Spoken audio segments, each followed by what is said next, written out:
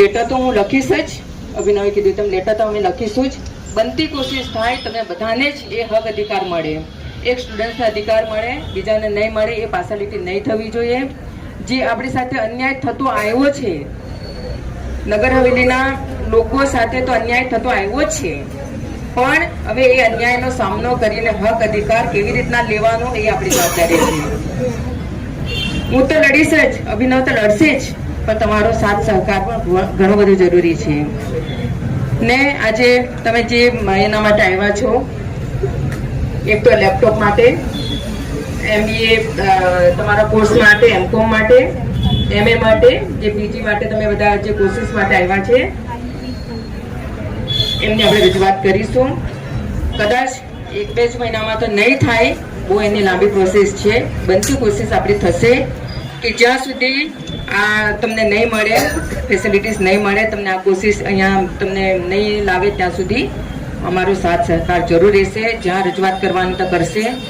આજે પણ આપણે બધાએ શાંતિથી, એક ડિસિપ્લિનમાં શાંતિથી થતું છે અન્યાય, એક લિમિટ આપણી આવી જાય કે હવે આ કરી દે તે કરી દે, પણ એ નહીં. આપણે હક અધિકાર છે, બનતી કોશિશ કરી, જે રસ્તા બતાવ્યા છે એ રસ્તે શાંતિથી આપણે પહેલા રજૂઆત કરીશું.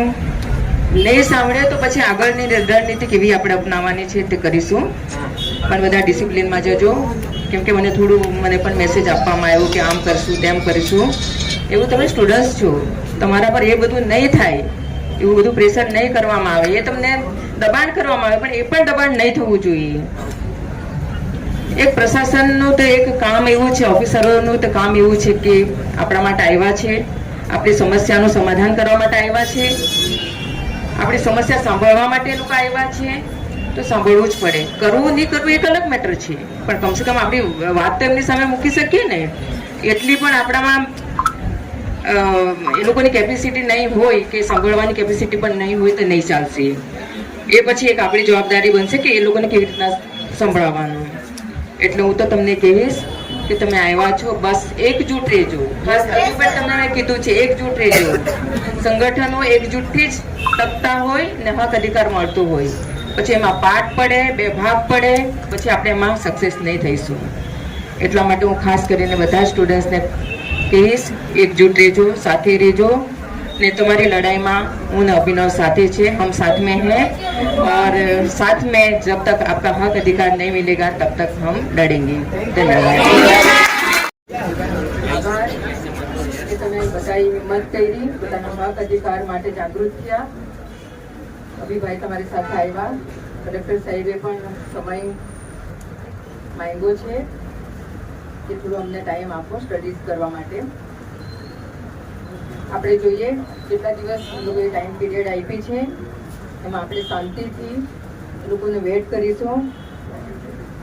નેક્સ્ટ વખતે કદાચ એવું લાગશે તો પણ આવશે, પણ હું નેક્સ્ટ ટાઈમ જરૂર તમારી સાથે આવીશ અને ત્યાં એવી રજૂઆત કરવાની આપણે કરીશું.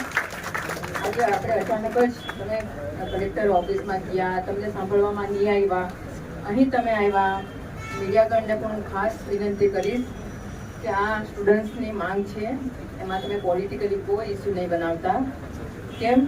છોકરાઓનો ભવિષ્યનો સવાલ છે. એમની માંગ, હક અધિકાર આપણે પૂરો કરી શકીએ એમાં તમારો પણ સહયોગ એટલો જ જરૂરી છે, અમારો પણ સહયોગ એટલા માટે જરૂરી છે. હું અભિનવ હવે જનપ્રતિનિધિ છે, કદાચ કોઈ જગ્યાએ એ લોકોને નહીં સાંભળવામાં આવે તો સ્વાભાવિક એમને જવાબદારી બને કે આપણે MP પાસે જઈએ, આપણા સરપંચો પાસે જઈએ, એક જવાબદારી બને ને એ સાંભળવાની જવાબદારી અમારી પણ હોય. પણ પછી નાનુંમાંથી મોટું કરીને આપણા જે છોકરાઓનો મૂળ અધિકાર છે એને અપાવવા માટે તમે પણ બધા મદદ કરશો એવી હું તમને બધાને વિનંતી કરીશ. ખાસ કરીને આપણા બધા જ બહેનોને, સ્ટુડન્ટ જે પણ વિદ્યાર્થી આપણા બહેનો ભાઈઓ છે આવેલા છે, હિંમત રાખજો. આ એક લેપટોપ કંઈક બહુ મોટી લડાઈ નથી, નાની જ લડાઈ છે, પણ એક એ લોકોની ભાવના આપણને ખબર પડે કે સ્ટુડન્ટ્સ માટે પણ એ લોકોનું દિલ મોટું હોવું જોઈએ.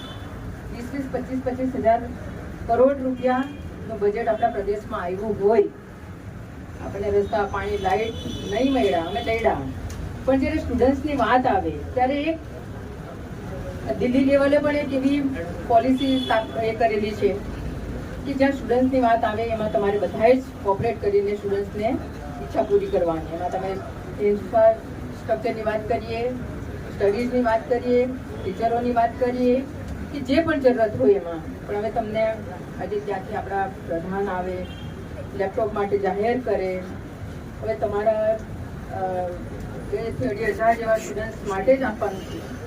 તો એમાં થોડું દિલ મોટું કરીને લોકોએ પણ પોલિસી બનાવવી જોઈએ. અમે પણ રિક્વેસ્ટ કરીશું ને આવતા દિવસોમાં તમે શરૂઆત કરી છે, પૂર્ણ પણ આપણે કરીશું, માંગ પણ કરીશું ને એ માંગ તમારી પૂરી થાય ત્યાં સુધી આપણે બધાએ લડાઈ લડવાની છે.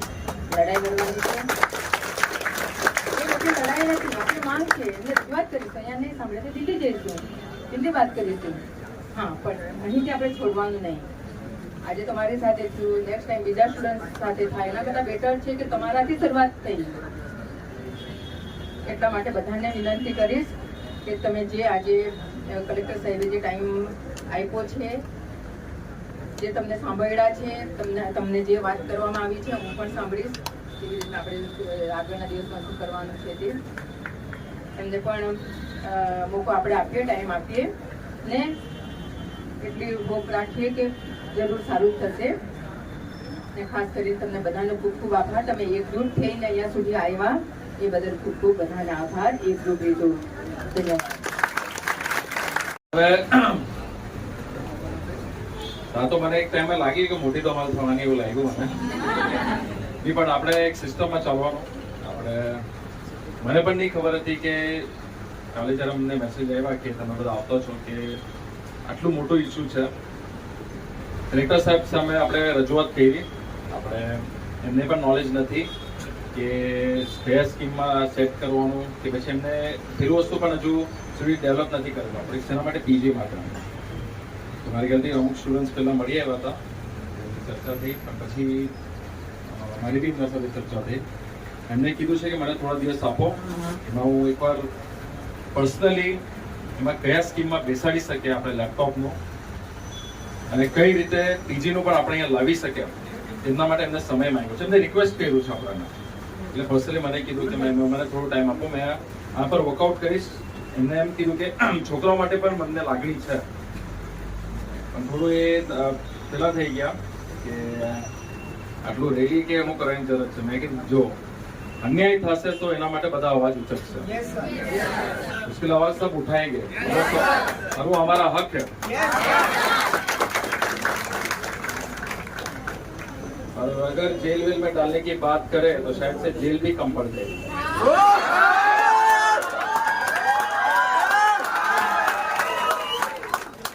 तो जैसे पहले कहा, ये हमारी पहली लड़ाई है.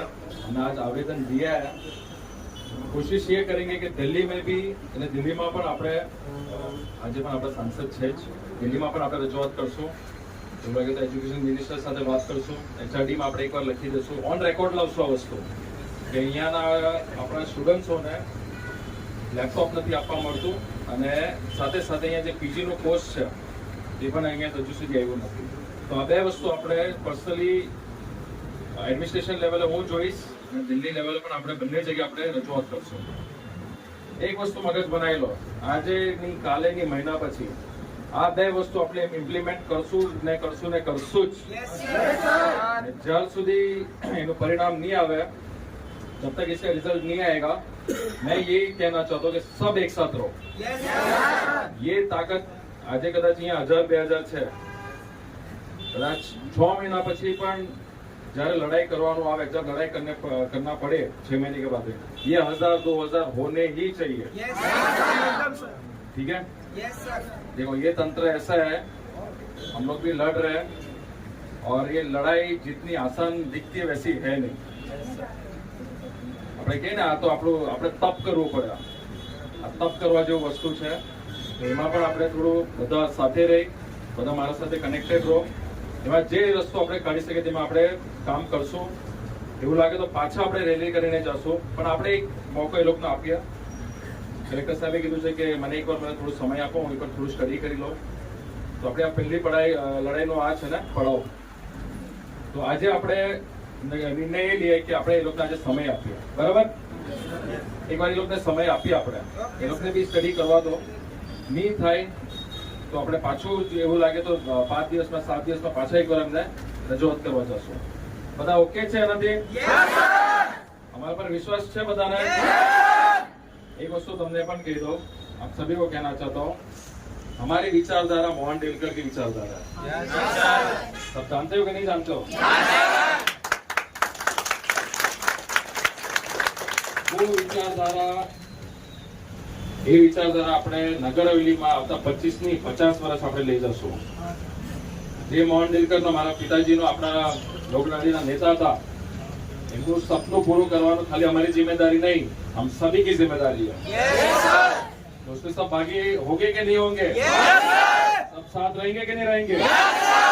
बस એટલું મેં તમને આશ્વાસન આપું અને તમે મારા સાથે રહેજો, અમારે સાથે રહેજો અને અમે પ્રોમિસ કરીએ તમને, આજે તમને પ્રોમિસ કરીએ એ વિચારધારાને આગળ લઈ જશું અને તમારો જે હક માટે જે લડાઈ કરતા છે પૂર્ણ સુધી અમે તમારી સાથે રહેશું અને એ હક આપણે લઈને રહેશું એ તમને આશ્વસ્ત કરીશ.